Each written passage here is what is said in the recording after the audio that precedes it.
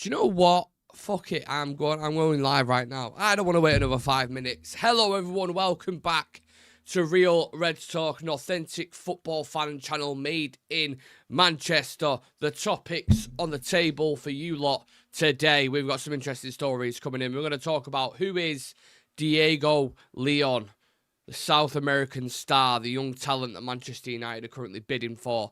What players are currently unsellable according to Ruben Amorim and the coaches and people above in the boardroom.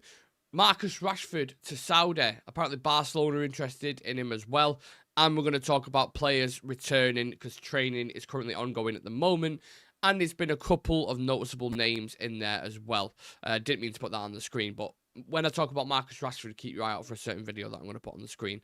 That was just a little brief flash that didn't mean to happen, but you'll see it anyway when we get round to that topic. But first and foremost, I want to talk about Diego León because last night there was a lot of news breaking around this kid, and obviously the wing-back area has been an area that we definitely want to recruit in. We know that funds are not necessarily... We haven't got millies in the bank, as the kids call it nowadays. So they're going to have to box clever in certain positions, and this certainly seems like that kind of signing. Obviously, you've seen other ones that we've made under Ineos, like your Sekou Kones in the midfield, Samuel Lasale, Chido Obi Martin, all these kind of young talents that we're bringing in, highly touted around Europe, and Diego León, I think, fits into that bracket as well. So this is the news that's coming out. It's from Ben Jacobs. There's a couple of South American journalists who've been reporting it as well. Pretty credible journalist, I would say. So Manchester United look to be closing in on signing the highly rated 17-year-old left-back Diego León, who played for Cerro Porteño, if I've said that right. If there's any South Americans in the chat, let me know if I've got it wrong. His agent is in England to negotiate a deal worth $6 million between the clubs, with Jason Wilcox involved in the operation. Now, Diego León is widely regarded as one of the best under-18 South American talents, possessing immense physicality for his age and a threat in attacking areas. The Paraguayan is lightning quick and extremely aggressive in duels. And like I said, Jason Wilcox is leading the negotiations for this, and talks are underway. Talk about $6 million, 3 million quid, 10 million rupees, whatever currency you want to phrase it in. That's the price tag that we're looking and we're boxing around. But yeah, highly promising, 17 years old, gauging a lot of attention, not just from us, from clubs in Europe, Arsenal, Manchester City, loads of clubs are looking at him, and there's good reason for that. You know, he plays for Cerro Porteño, as I've already touched on, in the Paraguayan Premier Division. He's made 19 first-team appearances this season, scoring 2 goals, so he's got a goal about him. And his backstory actually brings a little bit of intrigue. He's had to really, really climb his way and scrape his way, I'd say, to the top, but to get to the point where he's at. And I'm hoping, actually, a journalist, I mean, usual kind of Andy Mittens and these kind of guys, get these backstories and really dive deep, because I only know surface level in terms of facing, you know, kind of significant challenges, whether that's with his family, to get to where he's at. So I want to see a journalist, a South American journalist, really cover this, and I'll keep an eye out for that if there is any further digging. But look, it's exciting. It might not be exciting. People probably never heard of, including myself, never heard of Diego León before the name got actually mentioned. But that's the good thing about this. United always go for obvious players, or even if it's like an obvious young talent, they'll go and pay a shitload of money for it, and sometimes it doesn't work out. What Ineos are doing, the one thing at the moment that's probably positive out of all the other piles of shit that's going on, is the young talents that are coming through, and is Carrington. So, damn right, you better nurture that and bring through these young kids, 100%. Who is Diego León? Initial thoughts? And literally, I just saw the reports last night, so we are, in terms of knowledge about this player, we are diving into this together. He sounds exciting. Everything I'm hearing about him, tenacious, extremely quick, stays fit for now. Let's see if the United curse hits him. But obviously, there's been a huge issue. And last year, only just coming back, you don't really know where he's going to be at, if Ruben Amorim even fancies him, to be honest. Not in that way. Luke Shaw, listen, I don't need to just speak about him anymore. We know the crack with that. he's just never going to come back. It seems like he's never ever going to be fit and available. And if he does, it'll be 2-3 weeks and he'll be out again. So he's one of the players that they'll probably look to offload in the summer. Likewise with a few others that are on the list as well, which I will talk about in a moment. But if you're going to bring in fresh young talent like this, I'm trying to think of springs to mind South American fullbacks that we've had. And when they talk about aggression and stuff, I remember Gabriel Heinz, whatever you want to call him. I always say Heinz, it reminds me of beans. But Hinze was a South American fullback that we've had.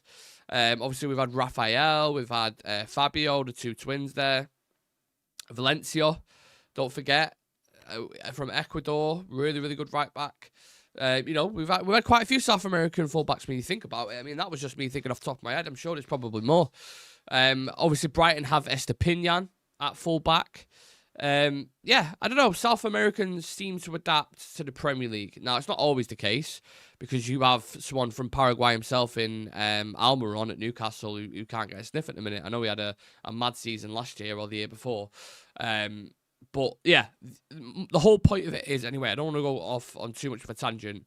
He looks like a promising talent. You never really know. It's a few years down the line. I mean, he turns 18 in April 2025, so any potential move anyway will likely happen after his birthday. You're talking about in the summer.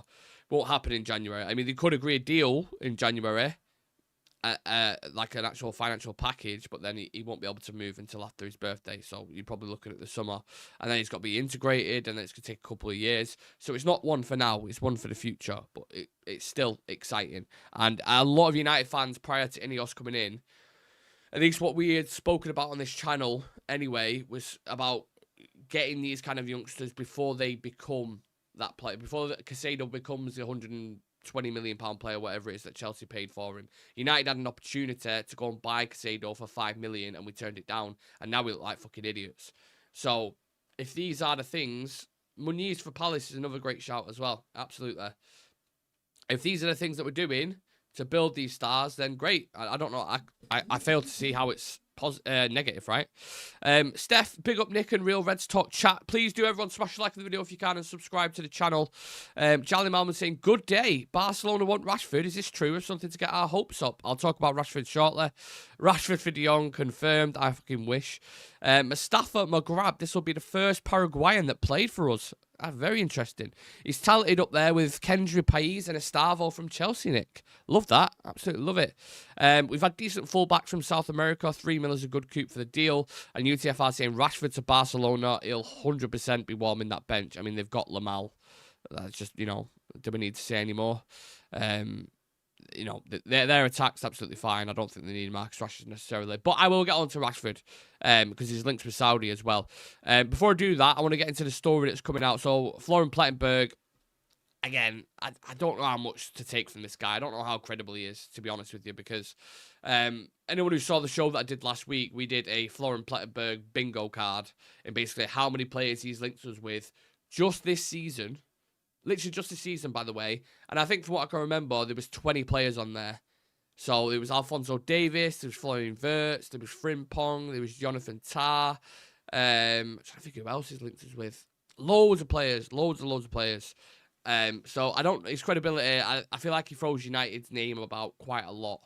Do you know what I mean? To get his stories kind of blown up. But what he's saying is, internally, Manchester United agree that over half of the players in the squad are serious candidates to be sold in January or the summer. If good offers arrive, Ruben Amorim will be given the opportunity to make a rebuild, which will require urgent sales. Now, currently the players considered unsellable include Amad Diallo, Kobe Mainu, Nasser Mazraoui, Delay, Yoro, Onana, and 2-3 other key players. Which, to be fair, if that is true, I said this before. Thank you for everyone who's sharing the live and smashing likes on TikTok, by the way, as well. Appreciate every single one of you guys. Thank you. But if that is true, I'm all right with that. I don't mind it. And they're the players I literally said the other day. I was like, build around them. The rest we can have conversations about. Bruno, I love, but he's hitting 30. When will he decline? Will we ever win a Premier League with Bruno Fernandes? I'm not entirely sure. I don't think if we ever do return to the top of European football, I don't think he'll be part of the squad just because of his age anyway. So you want to build around these youngsters, these talents that we've got, and then add to it with you know, bits of experience around it. That's the way I would go about it. But I remember Rio saying yesterday, you know, Ineos have been extremely ruthless with sacking staff that have been there for years and worked hard week in, week out. I hope they're as ruthless with the shit players as they have been with everybody else. The ones that have been there for a long time or are not good enough, throw them out. That's from Rio, who's saying this. So the ones that have been there for a long time, who are the players that have been there for a long time? Rashford's definitely one of them. Luke Shaw's another one. Coming up to 10 years, Luke Shaw's been at the club. And he's not even been available for 50% of the time. Martial was another one until he moved. Obviously, he's gone to Greece now, tearing it up in Greece. You know, players like this. Lindelof is another one. I have no issue with Lindelof in terms of, you know, application or anything like that. His professionalism is fine. But I'm just saying, people that are there, he's still carting a wage of 130k a week, I think, Victor Lindelof. So they need to sort that area out. Anthony, 200 grand a week, sat on the bench doing fuck all.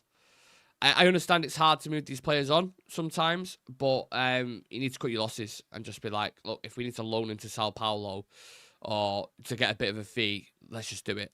Let's just do it. And I think, based off what I've seen so far, they're willing to, like Rio said, they're willing to be ruthless with some of the loyal staff members who've been there for years, just sacking them and getting rid of them.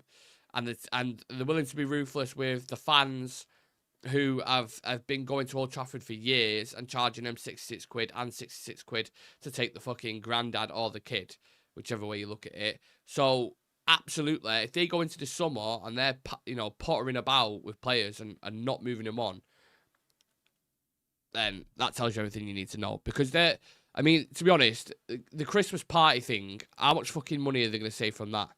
They're obviously want to penny pinch as much as possible, so that should start with the players, the wages, and the fees involved, 1,000,000%. Van der Beek would have fitted in this season, in my opinion, in one of the 10 roles, never got mount. Van der Beek gave away a penalty, didn't he, at Liverpool last night. This Ineos are Glazers twins. Fucking hell. Claren Carey, is that your name? Claren Carey? X's party and bonus is an absolute disgrace. Ineos are awful. Dan Dino saying Sheikh Jassim was the one. I'm still not sure if Sheikh Jassim's real to this day, to be honest. Paul Warbeck, Anthony isn't available this festive period as he's playing Pat Butcher in Panto. Fair enough. We've got some serious shit in our team. Charlie Malman, we are 13th. Do they really deserve a Christmas party? The staff do. For putting up overall. I'm not saying it's not for the players. I think it's for the staff, wasn't it? That they cancelled it. So Jim, ruining Christmas. He's the Grinch. So, yeah, that's what we're looking at in terms of player sales. I think we need to be ruthless. Whether players move in January or not, I'm not entirely sure, because they always brief it as, January's a tough market. We don't know if we can sell players or not. And you're like, okay, all right. Who's your top 3 players to sign in January? Well, that kind of negates what I've just said. If I had a magic wand and I can go sign players, and if I'm being realistic, Alphonso Davies, a left wing back, would definitely be a priority for me because I love him as a player in that role. I think he'd be really good. Athletic, quick, good on the ball, and you don't have to worry too much defensively going back. So Alphonso Davies is one. I think we need a left-sided centre-half, to be honest with you. I don't mind Mazraoui there. I think he's good. But I also think he can play anywhere on the pitch. He's just a chameleon. So I think we need a left-sided centre-half. Who that would be, I don't know. I'm not really focused on that area in terms of individuals. I think a striker as well. But again, you're not going to sign all those players in January alone. How is Davis realistic, another player on 300k a week? The wages is the one thing that isn't realistic with Davis, which I agree with. But the fee is realistic. So it depends on the total package. Depends on the total package and how much is demanding and all these kind of things. And if Bayern are going to offer him a new contract or, you know, because everyone's talking about Madrid. Lenny Yoro was supposed to be going to Madrid and Lenny Yoro ended up at Man United. So we'll wait and see what happens with that. All right, let's talk about Marcus Rashford then. And before we do, so people on TikTok, you won't see this clip that I'm about to play purely because it's on OBS. So I can't play it, obviously, here for you guys. If you want to hop over on YouTube and watch it, that's up to you. But before I talk about Marcus Rashford to Saudi and Marcus Rashford to Barcelona, I want to play this clip for you because I saw it yesterday and I was like, oh man. But I'll play it for you. Sorry to people in a thing, it'd be quiet for a minute, but it's because I'm playing this clip. Apologies. You are the Barclays Man of the Match on your Premier League debut. Michael, you do the honours. Well done, mate. Fantastic. Just keep scoring, eh? Basically, one talk about Rashford.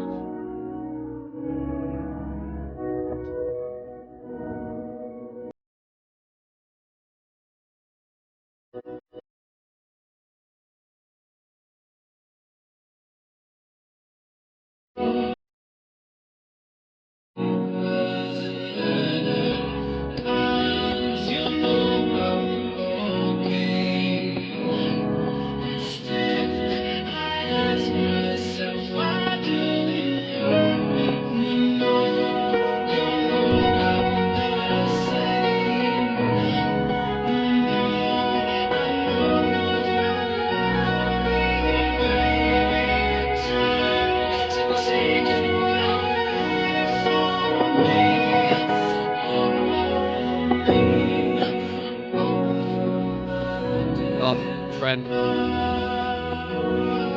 Trent's good. Rashford.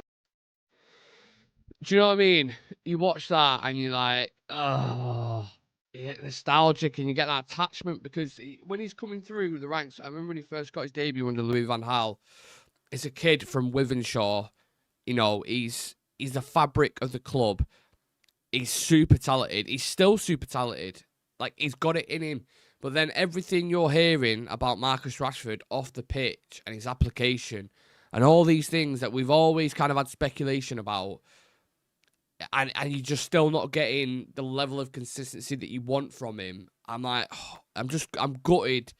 It may never work out. And you think, as fans, you've had hope for so long, haven't you? Year in, year out, you're like, no, he'll come good. He'll come good. You know, he was good last season, and then he goes missing, and he's good again, and then he goes missing. I think I agree with Militant AS saying Rashi needs a change of environment as hard as it is to see him go.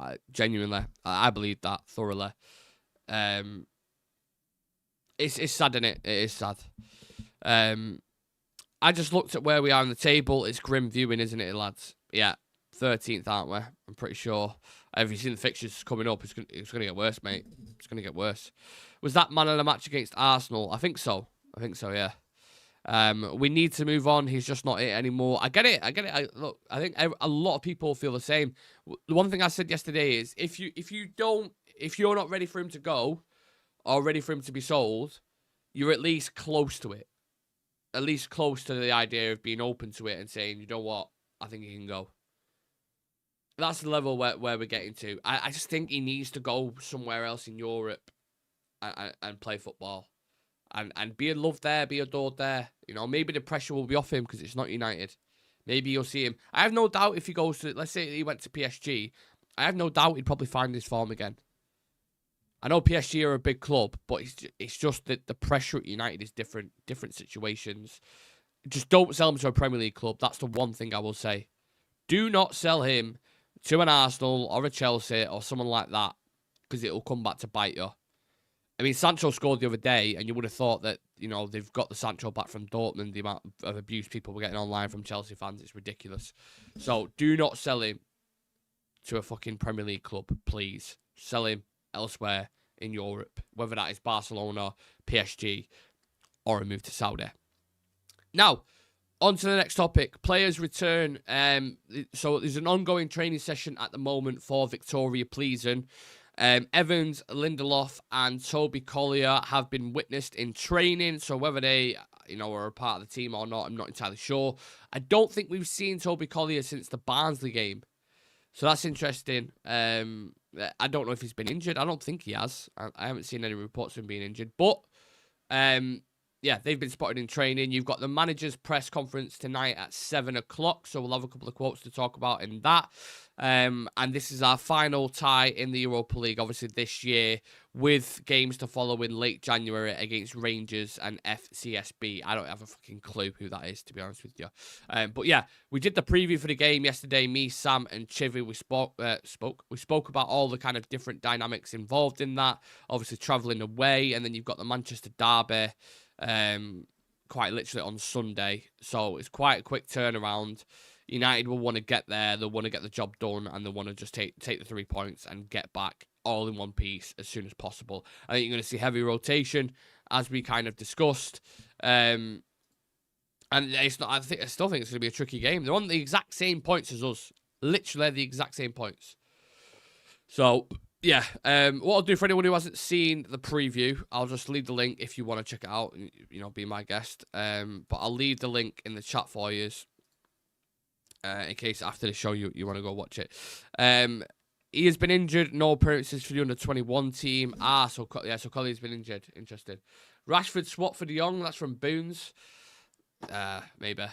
I don't see a swap deal ever happening, to be honest with you. I also don't. I'm utterly convinced now that Frankie De Jong will never play for Manchester United.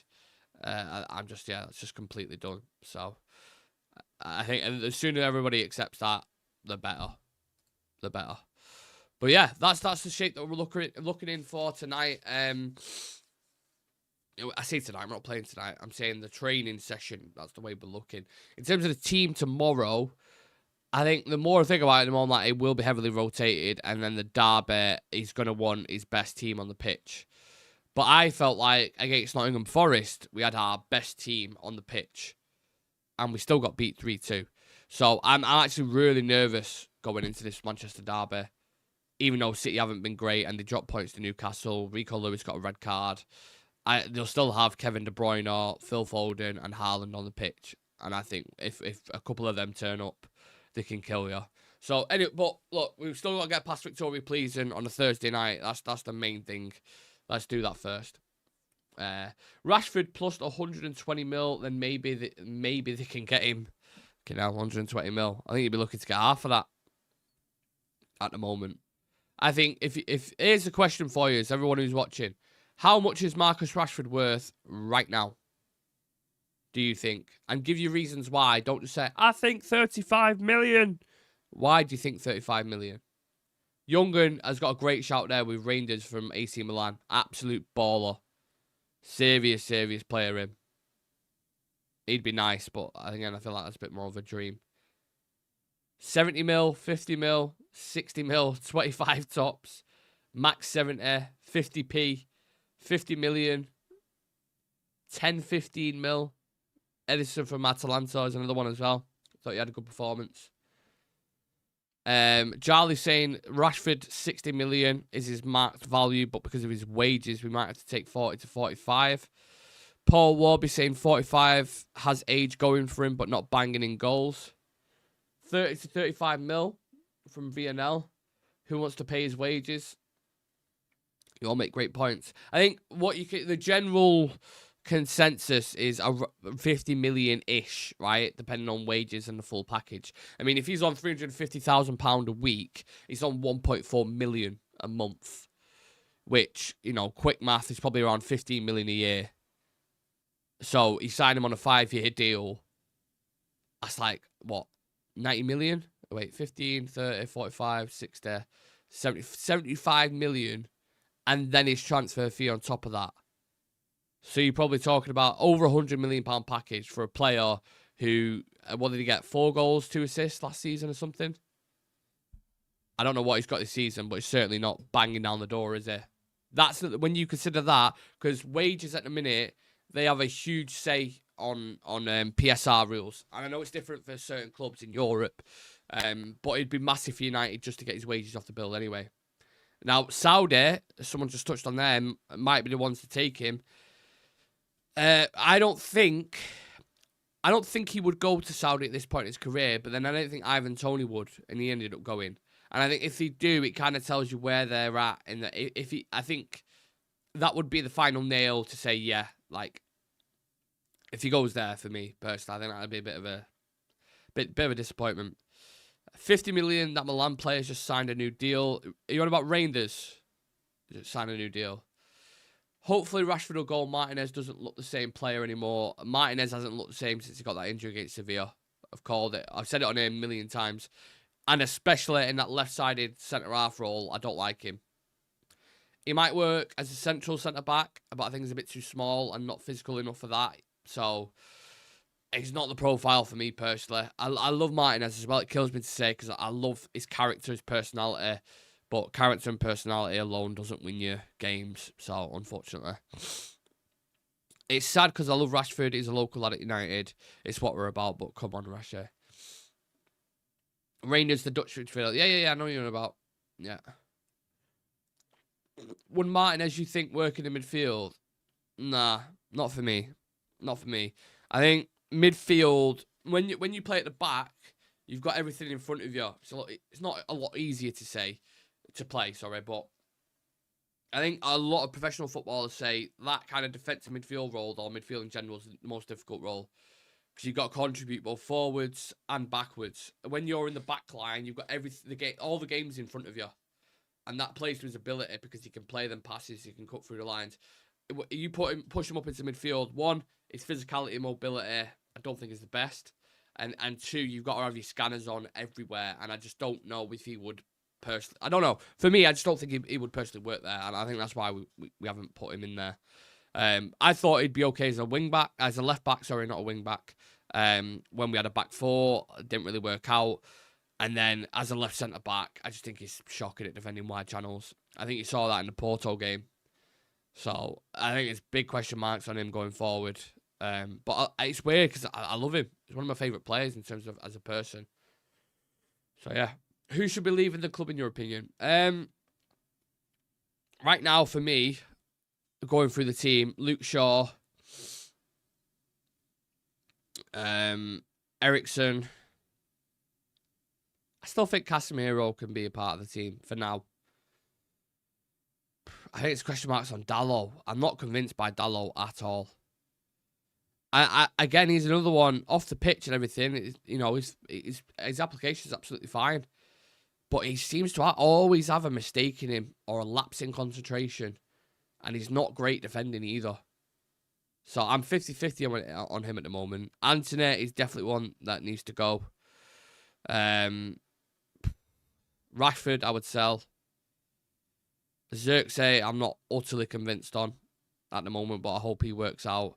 Rasmus, he shouldn't be a starting striker for Man United. He should be building with someone who's 27, 28 now. He definitely shouldn't be a starting striker for United. Mount's another one who I'm a huge fan of the player, but